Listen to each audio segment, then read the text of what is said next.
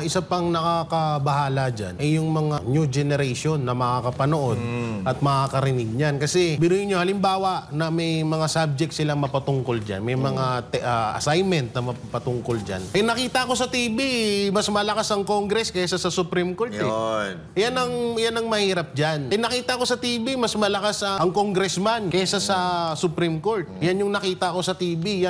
Kaya nga ito is double impact to. Bukod sa unang impact nito, yung binastos mo yung batas ng Pilipinas, sa totoo nga lang, pang ilang beses nyo na itong ginawa. Kay Pangulong Duterte, yung ginawa nyo doon, yun na yun. Pangbabastos sa batas ng Pilipinas yun. So ito, pangalawa na naman na hindi nyo nire-respeto ang batas ng Supreme Court. So tapos yung iisipin or yung magiging feedback sa mga kabataan, alam nyo yung ginagawa nyo, hindi nyo iniisip yung kapakanan ng mga kabataan na makakapanood sa inyo na mali na yung idini-deliver nyo na dunong or karunun na para matutunan nila. Biruin mo congressman, porket congressman, mas ahead ka na sa lawyer. Porket congressman, mas matalino ka na sa valedictorian. Ayan ang nakikita ho natin ngayon na porket congressman ka, ikaw na yung pinakamataas sa lahat. Porket congressman ka, mas mataas ka na sa Supreme Court.